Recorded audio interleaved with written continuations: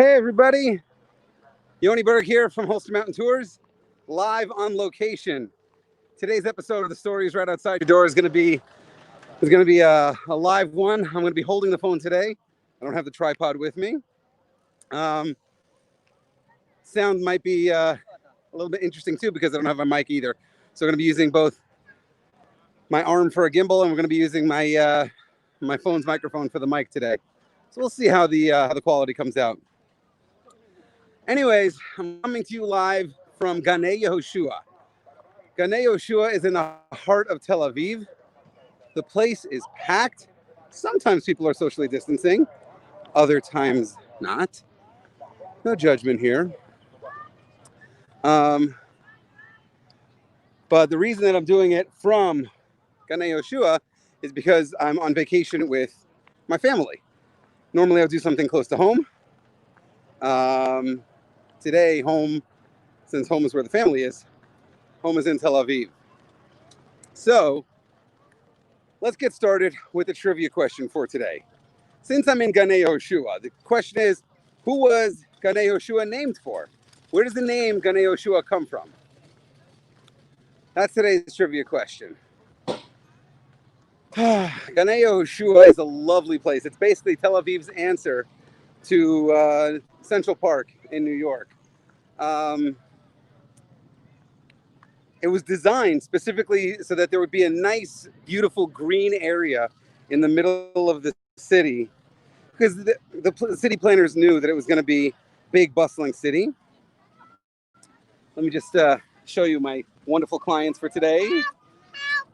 Oh, help! There's an ISIS emergency. Say hi to the camera world. So let me sit a little bit further away so that if there are any other ISIS emergencies, they can be handled quickly and without any fuss. So anyways, as I was saying, they knew that the city was going to be a sprawling metropolis. And that's really what I want to talk about today. The idea of a big, sprawling Jewish metropolis. Obviously, there were Jewish cities before this. You had places like Yerushalayim, you had places like Hebron, you had all the famous, everyone loves ISIS emergencies, especially when there were such cute girls.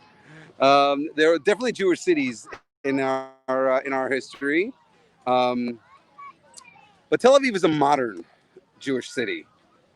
Sapta says she loves you guys. We love you too, Sapta. So let's talk about a little bit about Tel Aviv itself. Since we're talking about the idea of Tel Aviv and the sprawling metropolis, let's talk a little bit about it. Basically, in order to understand about Tel Aviv, you have to go back even before the founding of Tel Aviv. You have to go back to Theodor Herzl.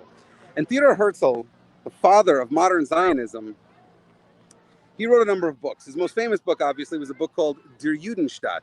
Der Judenstaat, people usually mistranslate as the Jewish state. And people think that means that the state itself should be Jewish. It talks about the nature of the state. That's why it's a little bit of a mistranslation. It's more accurately translated as the state of the Jews, or the Jews' state, Der Judenstaat. And in that, it's a boring book. I've read it a bunch of times. It's a boring book. But in that book, he talks about establishing a country for the Jewish people. He talks about what kind of government he thinks that there might be. He talks about infrastructure, really boring stuff, just practical stuff. But it's not all that exciting. But it really fired the imagination of Europe's Jews, and he really started something. And even though there were Jews that wanted to live in Israel way before Herzl showed up on the scene, he started something that really got the ball rolling, that really got Jews moving in huge numbers to back to our homeland. As time went on, the idea of establishing a Jewish state right here became more and more problematic. As a matter of fact, in Der Judenstaat, in the book itself, Herzl gives two ideas as to where this Jewish state should be. One of them is Argentina, and the other one is here. Why did he choose Argentina? Because he says that both Argentina and Palestine are both wide open areas where we could just set up shop, and the local governments would be okay with us, starting our own country there. Okay. The religious Zionists said, we're not going to Argentina. That's ridiculous. We're going to go only back home, back to Palestine. At the time, everyone called this area Palestine. Well, actually, I shouldn't say everyone. Europeans called this area Palestine, and anyone in the Western world called it Palestine. The Muslims had other names for it. It was part of the Ottoman Empire, and they did not call it Palestine. That name didn't exist for them. In any case, they so the idea the idea was let's establish it here. But like I said, it was becoming more and more difficult for this to be the location of that country. And in 1903, there was a terrible pogrom in the city of Kishinev in Russia. It was an awful attack on the local Jewish population. Dozens of Jews were killed, even more were wounded. It was terrible, and it rocked the entire Jewish world. And Herzl, at that year's Zionist Congress in 1903, he said, we can't just keep on hoping to go back to our ancient homeland. It sounds great, but right now, we need a place now. We need a place immediately, and the only place available to us right now is Uganda. The British Foreign Office is saying that we can obtain Uganda in the middle of Africa, and we can set up a country over there. But right now, Palestine is just not an option. We can go to Uganda now, set up a temporary government, and from Uganda, we'll keep on working for Palestine. To say that it was voted down in that year's Zionist Congress is an understatement. There were delegates of the Congress that were threatening to leave, to splinter off from the Congress, and someone's listening to my story. One of my biggest fans. She loves all my stories. I tell her stories at night, and she loves my stories. You want to say hi to everybody, Emunah? No? Okay. Anyways, basically, it became clear that they weren't going to settle for anything other than, oh, Emunah, Jordana says hi. She wrote hi. She wrote, hi, Emunah. She's waving. So what happened? Herzl wrote another book. Here comes another one of my big fans. Herzl wrote another book. Once he realized that we weren't going to establish a country anywhere except for right over here, he wrote another book called Altneuland. Herzl spoke German, by the way. He said that the national language of the Jewish country should obviously be German because it was the most cultured of all languages. Remember, at the time, Hebrew was not a spoken language, so it wasn't so crazy for him to posit that as an idea. Yes, Emunah. You want to say hi one more time? One more time. Here comes Emunah. This is what these stories are all about. The next generation learning these stories, hearing these stories, that's the most important thing. So I love it. Anyways, let me just turn this way. You can see this beautiful lake that's behind me. I've been enjoying the view of the lake. Now you guys can also. So he wrote another book. Sorry, this is so disjointed, but my family is just so amazing. I'm having a hard time concentrating. Sarah Abra says hi. She's waving. Okay, so Herzl wrote another book, second book, called Altneuland. Altneuland means old new land. And this one, as opposed to being a boring nonfiction book about the establishment of a country and the establishment of governments and things like that, this one was a boring novel. I don't mean any disrespect to Herzl. He was a great guy, but he wasn't a great novelist. And he wrote this novel called Altneuland, which means old new land. And he called it that because he said he envisioned what life would be like here in Palestine for the Jewish people. The idea that that we're living in our ancient homeland, that's the old, but he envisioned it as a place of technological and cultural breakthroughs, and that's the new. So that's why it's called Old New Land. This book was translated, as was Der Judenstaat, it was translated into dozens of languages. One of the languages was Hebrew, obviously, and the person who was tasked with translating into Hebrew was a poet by the name of Nachum Sokolov. And Nachum Sokolov took a little bit of artistic license when he translated the title of Altneuland, of Old New Land. And instead of the word, instead of Old New Land, he actually took a name from Tanakh, which we're not really sure what the place is referred to in Tanakh, someplace in Babylon. But the name of the place is an interesting name because it consists of two words, one meaning something old, one meaning something new. The old is actually the Hebrew word for an unexcavated archaeological mound, which in Hebrew is called a tel. And the word symbolizing new is the Hebrew word for the season of spring, which is Aviv. The name of the place is Tel Aviv. It's mentioned in the book of Yechezkel as a city in Babylon somewhere. Nobody knows where that is, but that's what Nachum Sokolov decided to name the book when he translated the title Alt Neuland into Hebrew. He decided to call it right here Tel Aviv. And this was also a hit. People loved it. It came out in 1903, if I'm not mistaken, just about a year or so before Herzl passed away. About 6 years later, a group of Jews living in Jaffa decided they didn't want to be a minority of Jews living amongst a majority of Arabs. It wasn't an anti-Arab sentiment. It was just this idea that they had come to be pioneers in the Jewish state, and they wanted to live as Jews in the Jewish state.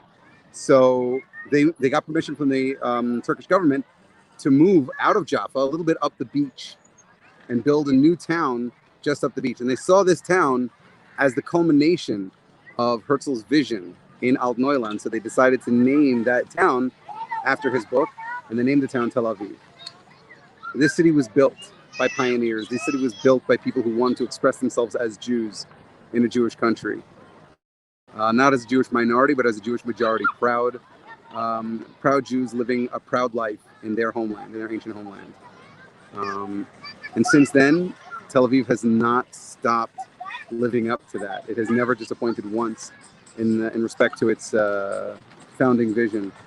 It has been a beautiful, sprawling Jewish city through and through, with technological innovations, with the heart of Israeli culture pumping from this city out to the rest of the country. It's an amazing testament to how much we've done in the past 72 years that we've had a country here. Not least among them is this beautiful park, this Ganei Yehoshua. My family and I just spent about a half an hour boating on this lake behind us. I use the word lake so loosely. The guy told me it's about 1.5 feet deep. Not 1.5 feet, about 1.5 meters deep. So that's like 5-6 feet, maybe not even 6 feet, like 5 feet deep.